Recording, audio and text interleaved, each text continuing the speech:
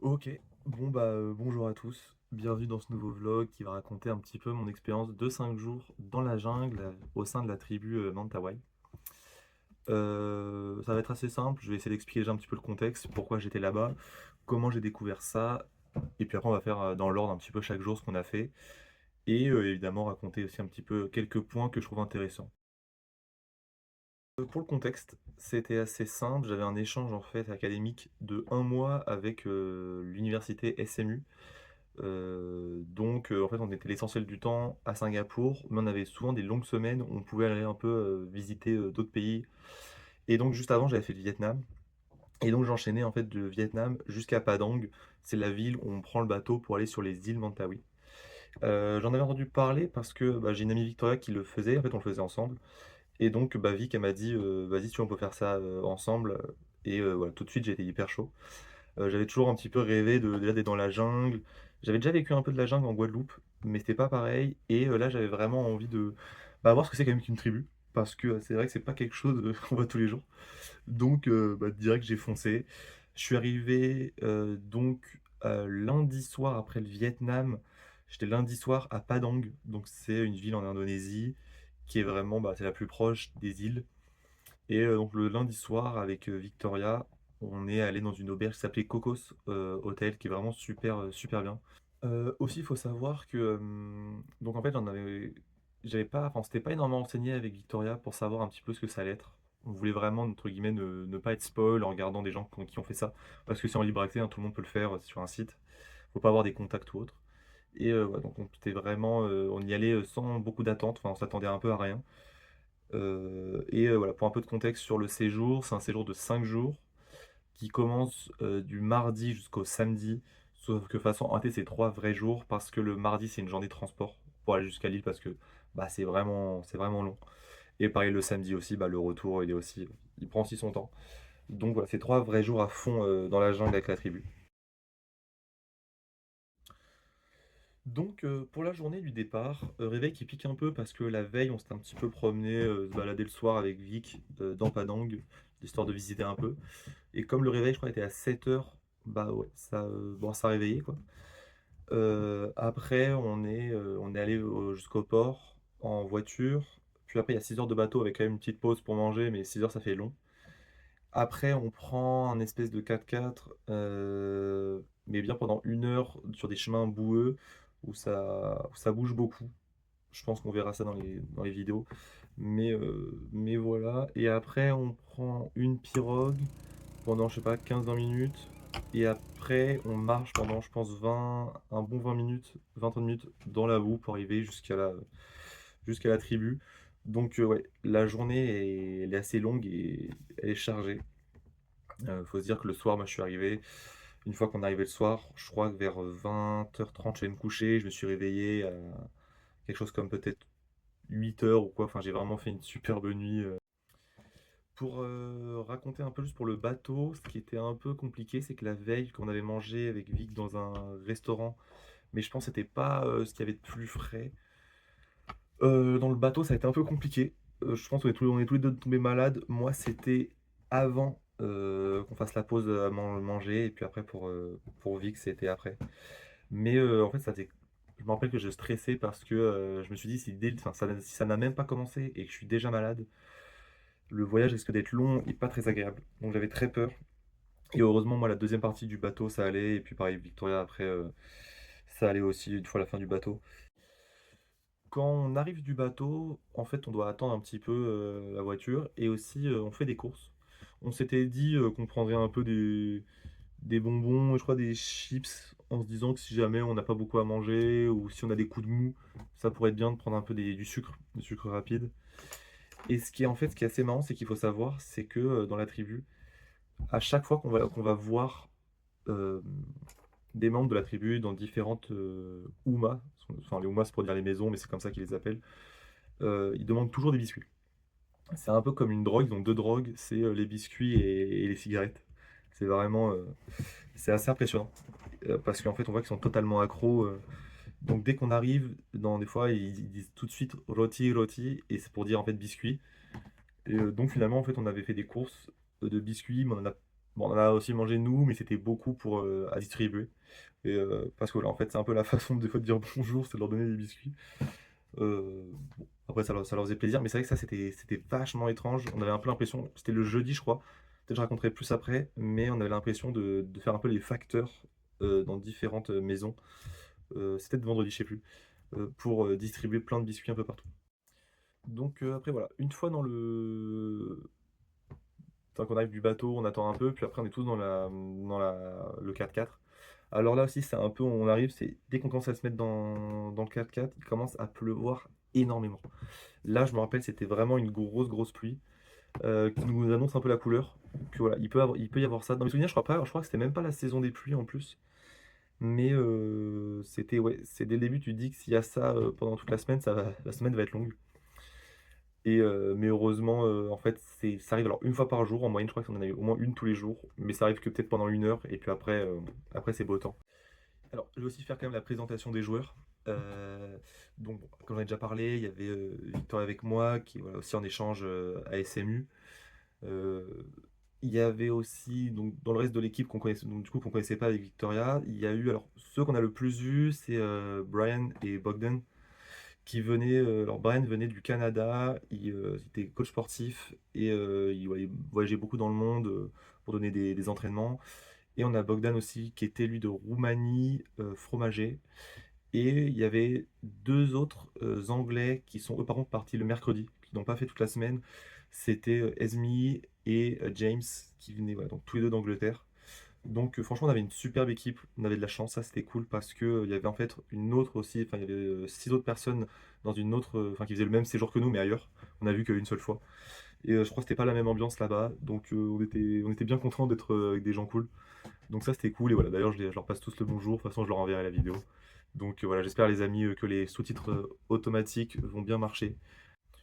Donc une fois arrivé après, toute cette longue odyssée, on arrive enfin et là je me rappelle, alors j'ai pas toutes mes impressions en tête forcément, mais je me rappelle que ça fait un peu bizarre de se dire déjà en fait on arrive, il y a qu'une seule, grande maison. Parce qu'en fait dans la tribu, ils vivent par maison. Mais c'est-à-dire qu'ils sont pas tous ensemble, tout le temps. Je crois qu'ils sont, je sais plus, peut-être n'importe quoi, mais ils sont peut-être, je sais plus si s'il y a 200 familles ou 200 membres, quelque chose comme ça. Mais ils sont tous éparpillés un peu partout. Des fois à 5 minutes à pied, des fois à 30 minutes à pied, voire même plus. Et donc on arrive, première maison, donc notre maison principale, on pose nos affaires et c'est là où on va vivre. On est accueillis chaleureusement. Mais je m'en rappelle que je me suis dit que la maison elle faisait déjà grande, mais elle faisait aussi très sombre et quand même très sale. Bah, faut dire que, je l'ai vu ça plus tard, mais des fois, voilà, on est tranquille, on est posé et il y a le chaman qui crache par terre. Voilà. En fait, il veut cracher entre les fentes de bois, mais les fentes sont assez petites, il n'arrive pas toujours à bien viser. Donc voilà, c'est pas hyper propre, mais bon, de toute façon, voilà, on s'y attendait et je m'en rappelle aussi que, là, voilà, les gens étaient assez souriants. Je crois que dans la maison, ils devaient être quelque chose comme 6, 7, 8 entre le chaman et sa femme qui sont les plus vieux. Il y a, des fois les parents qui sont pas non plus toujours là. Il y avait aussi des petits. Mais en fait, les gens bougent beaucoup. Ils bougent vraiment beaucoup entre maisons. Donc on voit pas toujours les mêmes. Ceux qu'on voyait toujours, c'était le chaman et sa femme. La petite fille Azura, qu'on voyait très souvent aussi. Et, et Ricky, qu'on voyait aussi énormément, qui était d'ailleurs très sympa. Et puis après, quelques personnes qu'on voit, mais j'ai un peu oublié les noms aussi. Mais c'était ouais, c'était toujours un peu les mêmes personnes, même si voilà, enfin, qui étaient là de fixe. Et après, sinon, ça tournait beaucoup. Il y en avait qu'on voyait une journée ou une après-midi et qu'après qu'on revoyait plus. Donc le soir, on a mangé. Donc les repas, en fait, on avait. Ça va, c'est pas compliqué de manger parce que en fait, il y a une cuistot privée qui cuisine pour nous, qui est pas de la tribu et qui fait des vrais repas. Au début, je me suis dit que c'était un peu dommage parce qu'on voulait manger avec les locaux et manger un peu comme eux. Parce que bah, ça fait plus authentique, on voulait vraiment vivre l'expérience à fond. Mais heureusement qu'en fait, il y a cette cuistot qui fait à manger parce que sincèrement, quand après on fait des grandes journées dans la jungle à marcher et tout, on est épuisé si on n'a pas d'énergie. On va juste en fait être fatigué et pas enfin, vraiment profiter de rien. Donc heureusement qu'il nous faisait des bons plats. Souvent en fait on mangeait tous ensemble par terre dans le salon de la maison. Où voilà, il y avait souvent du riz, des nouilles. Toujours des chips à la crevette qui étaient faites maison, ça c'était sympa. une sauce au piment aux anchois qui était aussi très bonne, des fois des légumes, et souvent un fruit en dessert. Mais voilà, ananas, il y avait de la pastèque, je m'en rappelle plus de franchement à chaque fois, mais on mangeait super bien, ça c'était cool, il y avait vraiment à manger et heureusement qu'il y avait ça parce que, bah, voilà, sinon on peut pas tenir. Aussi une anecdote que je trouve un peu marrante, c'était, quand on arrive en fait, il y a pas mal de squelettes d'animaux qu'ils ont chassés. Des squelettes de singes, de biches, je sais plus exactement tous les animaux, mais enfin aussi de sangliers. Mais à un moment donné, du coup on arrive et vers les tentes, il y a Victoria qui s'étire et quand je crois elle lève le bras, elle touche un squelette. Donc je pense qu'elle avait dû avoir quand même un peu peur, mais voilà. C'était en fait il y avait des squelettes, pas partout, mais il y en a quand même un peu dans toutes les pièces. En fait, dans chaque pièce de la maison, il y en a. Donc bon, de toute façon, on s'y habitue, mais au début, c'est sûr que ça fait un peu étrange. On a commencé le matin par aller chercher des durians, fruit très connu en Asie pour son odeur. Ce qui était assez étrange, c'est que ceux qu'on allait chercher, enfin, on dit aller chercher, évidemment, c'est le chaman qui allait chercher, nous on accompagnait, on faisait la rando, mais de toute façon, on verra dans la vidéo qu'il faut avoir une technique, enfin, jamais de la vie je fais ça. Mais voilà, c'était des fruits qui normalement sentent très fort, mais ici ils sentent, enfin ils avaient vraiment aucune odeur et très très très peu de goût. Ça se mangeait nature et c'était pas excellent, mais bon, vu que c'est fade, de toute façon c'est pas très grave, c'est pas horrible à manger. Et en fait, vu que c'était la saison, ils ont récolté énormément. On voyait souvent des personnes avec des gros sacs à dos remplis de durians, qui peuvent, je crois, parfois monter à entre 10 et 20 kilos. Donc, ouais, faut quand même être solide. Et bah voilà, de toute façon, je pense que les images enfin, parlent d'elles-mêmes quand le chaman monte. C'est quand même vraiment impressionnant. Or maybe it's not their tree, but maybe they're only allowed to get a certain number down. Or I is can that see the- 4 or 5 like right now. Yeah. Aïe, aïe, Oh, I aïe. think she went in and found out if it was ripe or not. Et l'après-midi, on est rentré. Bah, déjà, je pense qu'on avait bien fait au total la rando, c'était un aller-retour. On avait bien dû faire 3 heures, entre 3 et 4 heures de marche, sachant qu'au retour, il a plu énormément. Et évidemment, bah, il n'y a pas de béton, c'est toujours de la gadoue. Donc, les moments, par exemple, où il y a des pentes, quand on montait ou on descendait, bah, ça glisse énormément. Heureusement, on a des bottes, ils nous fournissent des bottes au tout début. Mais voilà, c'est grosse pluie, on rentre, on se baigne pour se laver un peu dans la rivière. Et on enchaîne après avec le repas. Et après l'après-midi, il y avait deux activités encore. Parce que de toute façon, le mercredi, c'était la seule journée full pour James et Esme. Donc on a fait quand même pas mal de choses. On est allé pêcher. Donc voilà, pour ça, faut savoir qu'il n'y a que les femmes qui pêchent. C'est réservé aux femmes. Donc on voit voilà, les tenues de Esme et Victoria, c'est leur tenue traditionnelle avec la femme du chaman qui vont à la pêche. Bon, ça n'a pas été très fructueux. De toute façon, je pense que, en fait, comme il a beaucoup plu apparemment, ça permet d'avoir un peu plus de petits poissons et de crevettes. Donc voilà, on a pris des petites crevettes après le soir pour l'apéro, mais c'est vraiment pas ça qui a fait le repas. Mais c'était une expérience marrante de voir un petit peu, en fait, faut frotter. Malheureusement, je l'ai pas fait, parce que bah, voilà, je pouvais pas, en tant qu'homme, on ne pouvait pas. Mais faut frotter les parois et espérer, en fait, qu'en remuant un peu tout ça, il y a une crevette qui aille dans le filet. On a aussi vu donc le chaman faire des flèches empoisonnées. Enfin, plutôt faire le poison pour les flèches empoisonnées. Et bah, de toute façon, la vidéo montre assez bien ce qu'il fait. C'est des plantes en fait avec des toxines. Alors, je crois que le truc qui est un peu dangereux, c'est qu'ils n'ont pas l'antidote. Donc, mais bon, enfin, la chance, elle est assez peu probable qu'un un membre de la tribu envoie une flèche sur un autre membre. Mais voilà, si on se prend la flèche, en gros, bah, on est mort, quoi. Plus simplement.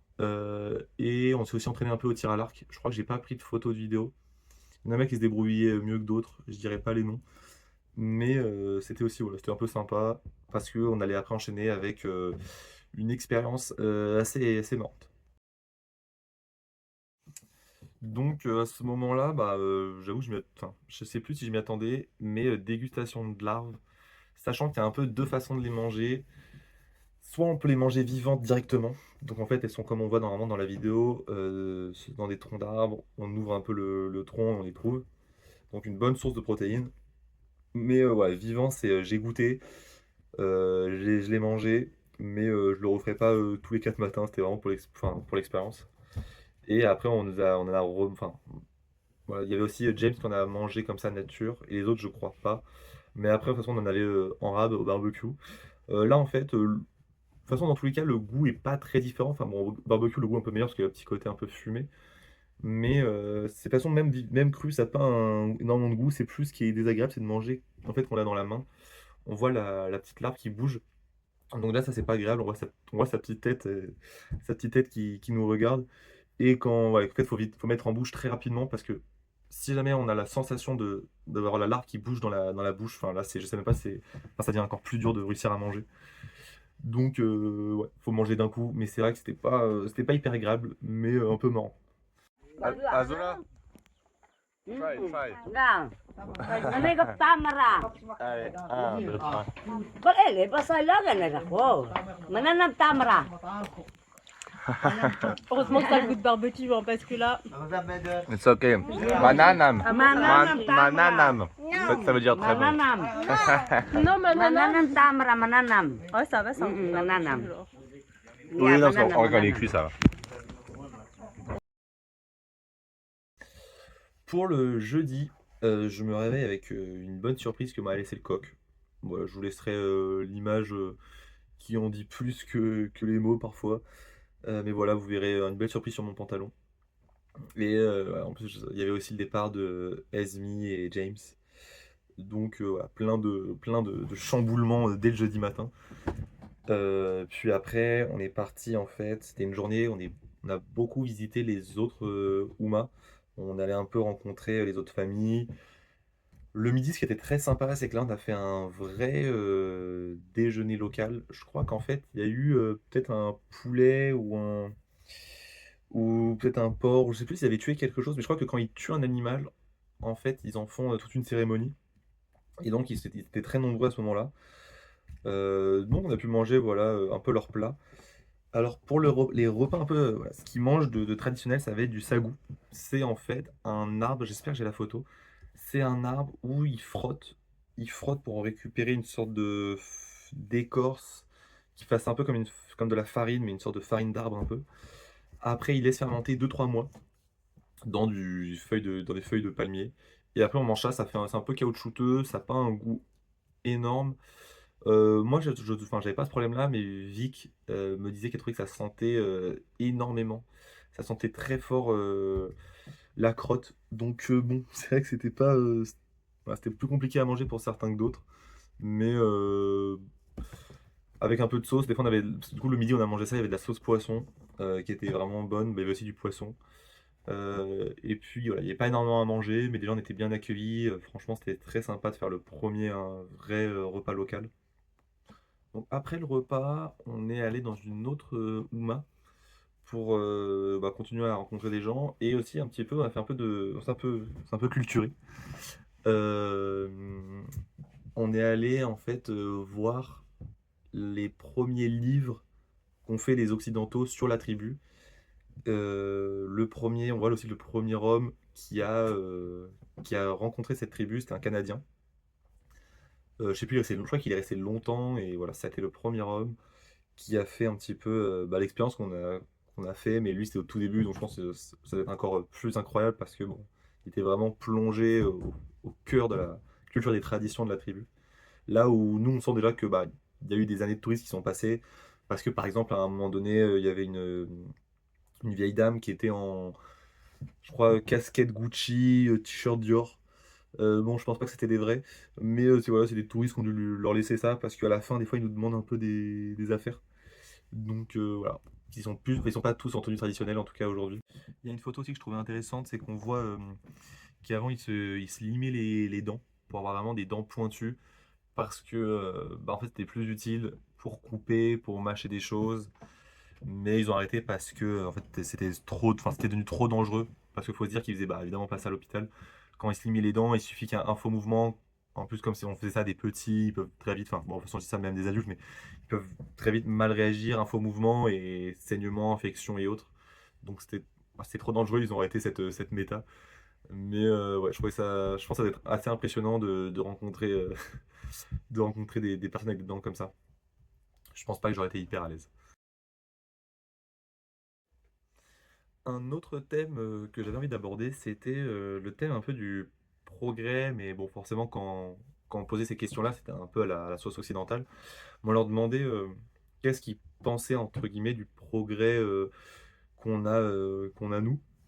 Et c'était vraiment des visions assez intéressantes parce que je me demandais si, est-ce que pour les anciens, ils n'avaient pas peur que, comme maintenant les jeunes, ils voient un petit peu, par exemple, bah, à quoi ça ressemble un téléphone, que les jeunes, bah, là, ils peuvent bien manger le midi parce que bah, ils ont des bons repas et ils mangent pas juste des durians et du sagou, qu'ils soient pas tristes de se dire que dans la tribu, il n'y a pas grand-chose et qu'ils sont pauvres, etc.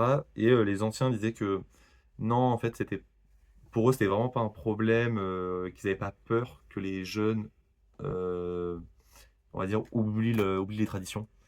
Et je pense même qu'en fait, ils sont dans une mentalité où à la fois ils ont des traditions et je pense que ça, ils se disent que ça va continuer à se perpétuer. Mais il y a aussi plein de choses où juste ils le font enfin, vraiment par défaut parce qu'ils n'ont pas les moyens d'avoir plus de confort ou autre. C'est pas spécialement des traditions et ils sont juste contents de se dire que si leurs enfants, petits-enfants peuvent avoir plus de confort, en fait, c'est vraiment, bah, ça peut être que bénéfique. Donc ils avaient vraiment pas peur du progrès et que ça puisse, on va dire, pervertir les jeunes. Donc ça, voilà. Je m'y attendais pas trop, mais je trouvais que la réponse était intéressante. Pour la journée du vendredi, réveil assez tôt. De toute façon, oui, ils se réveillent très tôt en général, je pense 7 heures. Parce que une fois, je me suis levé à 9 heures, ça lâchait que des good afternoon de tous les côtés. Voilà, donc je pense qu'ils sont l'habitude de se réveiller très tôt. Mais là, cet été, je crois, réveil 7 heures pour après aller chasser le matin. On est parti donc chasser, je pense, pendant bien 4 heures, quelque chose comme une rando de 4 5 heures. C'était assez long. Au final, on a entendu des singes, mais ils étaient trop loin. Et il y a juste eu un piège. Ça a posé un piège. C'était pas très concluant, mais bon, après, de toute façon, j'étais à peu près sûr qu'avec 4 touristes qui parlent, qui font du bruit, qui sont pas discrets, qui vont pas vite, forcément, ils n'allaient pas avoir grand-chose. Je pense que c'est plus, voilà, l'histoire, évidemment, de nous faire une expérience, mais ils savent, à mon avis, que ils vont pas attraper grand-chose, quoi. C'était la randonnée la plus longue aussi qu'on ait faite. Je m'étais dit que peut-être vendredi, ça allait être plus tranquille, parce que bah, forcément, on commençait à être de plus en plus fatigué à force de marcher, et on a quand même des fois des grosses journées. Donc c'était finalement en fait voilà assez éprouvant, surtout encore une fois il a plu, il y avait des fois on devait, enfin, je sais même pas si je dois dire marcher ou escalader des pentes, mais vraiment des pentes, c'était je peux pas dire à quel degré, mais qui étaient corsées. Il fallait vraiment, c'était plus de l'escalade que de la marche, sachant qu'il faut pas oublier que c'est de la boue et il pleut, donc des fois on glisse et tout. Et à un moment donné, moi-même je marchais et en fait, c'était un faux sol où voilà, je marche sur le sol un peu de côté, je glisse un peu de côté, et après, vraiment, je suis tombé sur quelque chose entre 1 et 2 mètres. Heureusement, c'était pas le vide, bah, sinon c'était au revoir. Mais ouais, c'était assez des fois piégeux. Heureusement, il n'y avait pas énormément de choses qui sont dangereuses. Il y a quand même des plantes qui s'accrochent dans nous. Ça, je m'en suis pris une, ça fait pas très mal, mais c'est chiant. Et il y a aussi beaucoup de plantes, en fait, des troncs, il y a plein d'épines dessus. Donc voilà, faut pas glisser et tomber dessus, bah, sinon c'est comme si je pense on met la main sur un oursin ou quoi, on a plein d'épines dedans. Donc voilà, faut quand même rester toujours vigilant et on met pas les mains partout. En rentrant de la rando, on allait se baigner un petit peu quand même parce que bah forcément on était plein de sueur, sale, avec de la terre, enfin le classique. Et là on allait jouer dans l'eau avec Azura, qui était une gamine qui était vraiment super sympa, on a beaucoup joué, elle était très mignonne, c'était vraiment un peu une bonne super rencontre. Je pense qu'elle devait aussi être contente d'avoir des gens pour jouer avec elle parce que sinon elle était souvent assez seule. Donc ça c'était vraiment cool. J'espère que les vidéos rendront bien, mais on a beaucoup joué. Je regarde ça aussi de très bons souvenirs. L'économie et le système judiciaire, ouais, j'étais un peu obligé d'en parler parce que bah, elle est quand même très différent d'une autre. Ça va être bah, à l'ancienne, déjà ça va être sur du troc. L'économie, ils ont pas, enfin, ils ont un peu de monnaie forcément quand ils vont aller dans la ville.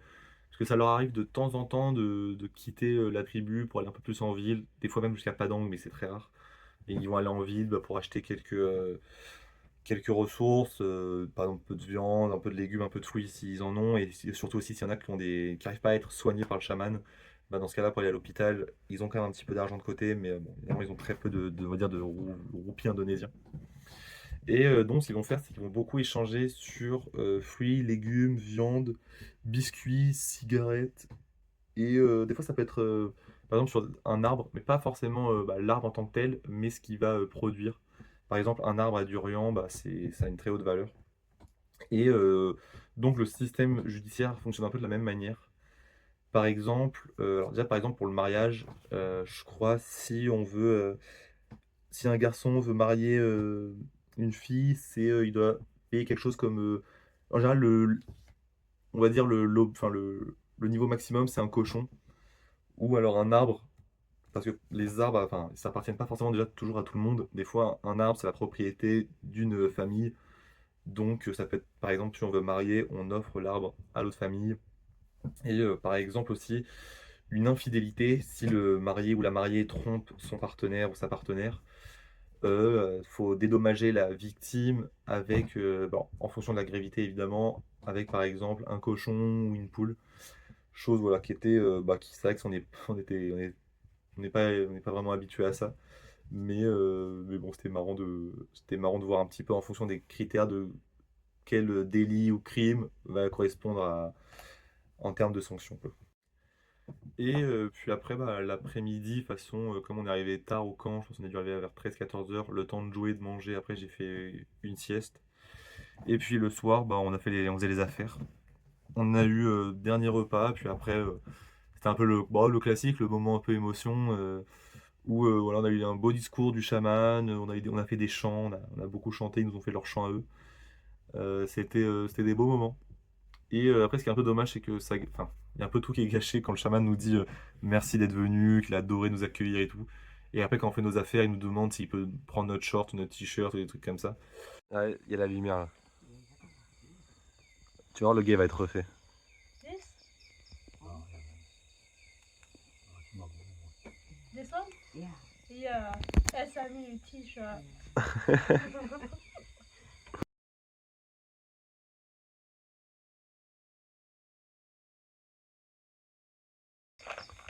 Good, yeah. Good. Very Nice. Non. Mais bon, après, je les comprends, hein, qui ne tentent rien à rien. Et puis, eux, en fait, pour eux, c'est la galère, hein, donc ils tentent, ils ont raison. Mais c'est vrai que ça casse un peu le mythe du chaman généreux qui accueille parce qu'il est content de recevoir. Voilà. C'est vrai que ça fait un peu un choc, mais bon, c'est normal. Et puis après, le soir, c'était le dernier soir. On a pas mal papoté avec Vic. C'était très sympa. Puis après, on s'est couché. Parce que le lendemain, pareil, grosse journée de trajet. Donc pour le trajet retour, pas grand-chose à dire. C'est la même chose qu'à l'aller, sauf que dans l'autre sens.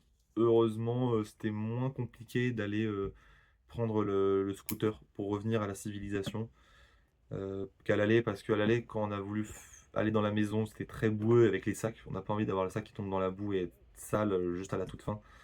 Mais là, ça allait. On n'a pas eu de trop de problèmes pour rejoindre les scooters, pour après rejoindre le port, enfin la voiture, puis le bateau. Ça, c'était heureusement. Et sinon, le bateau, ça s'est bien mieux passé qu'à l'aller. On n'a pas eu de problème. Je crois que Victoria a bien dormi. Et moi, j'ai fait 6 heures sur le toit, regarder l'horizon.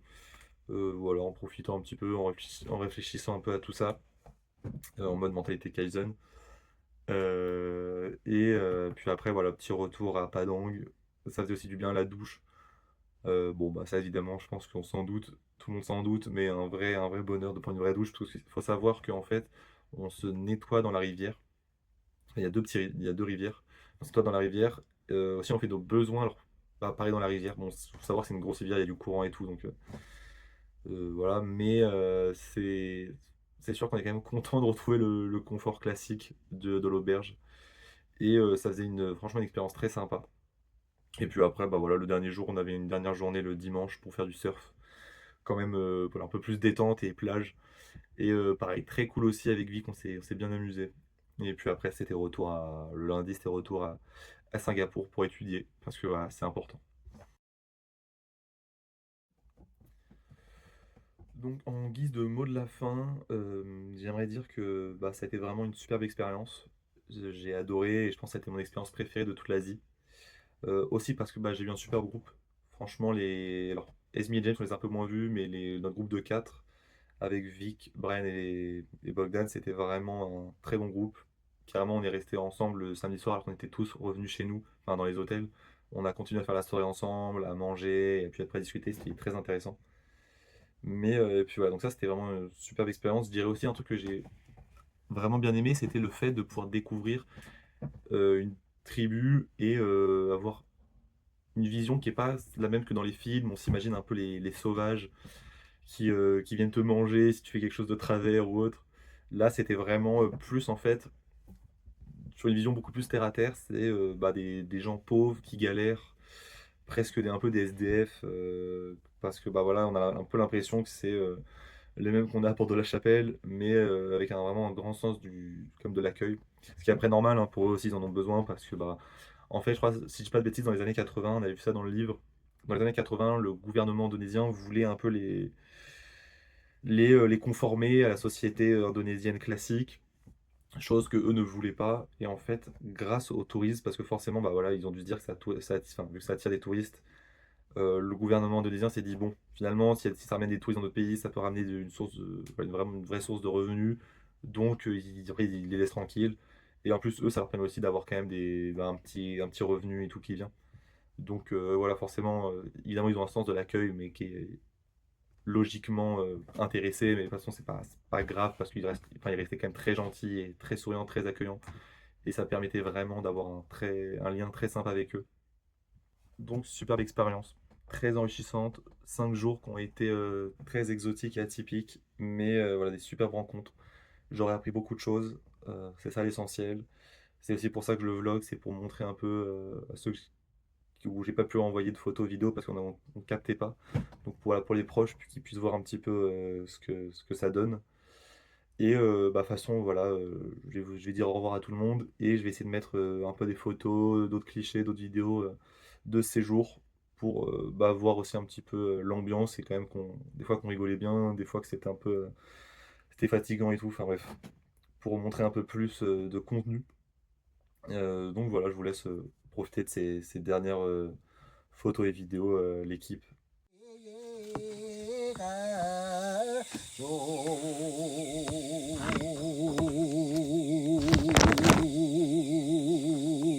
Gilang do kui do kai ni na ôi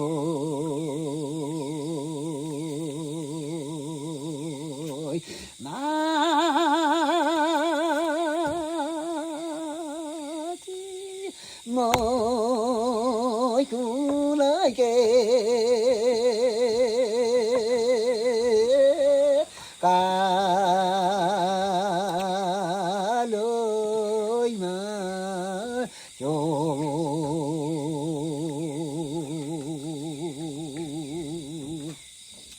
lan đều là chân mà đi đi ang ơi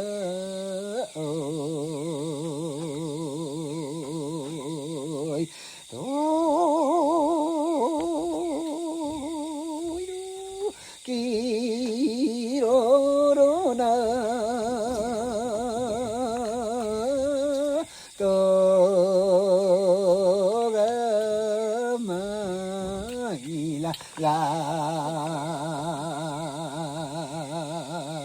ilang ngồi cây lê lê ulin đau chị chị nữa ôi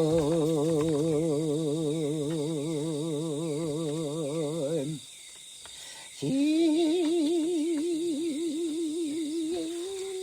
đang chỗ lô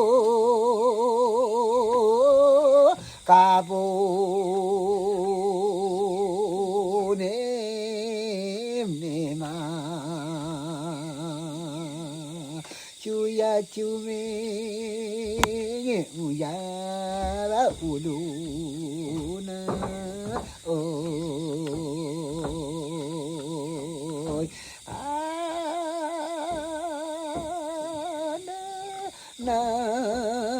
나게지다 바깥 마베레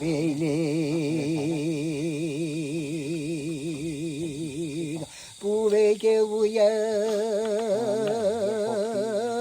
나루이마 자이바구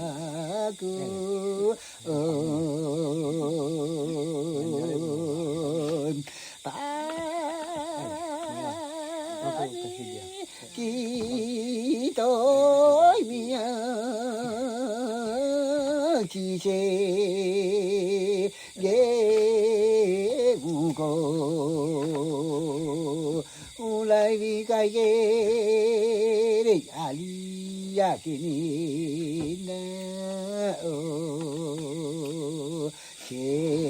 세계사요 니랑 노르라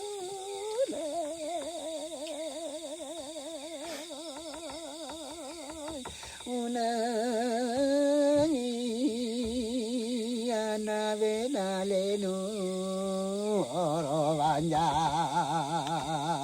어로라바 무이고야에 게가루샬런가 보여도 마다레 엄마도 예 기마다레 기마가레 무슨 또 가. 아, 그거 가라 뭐.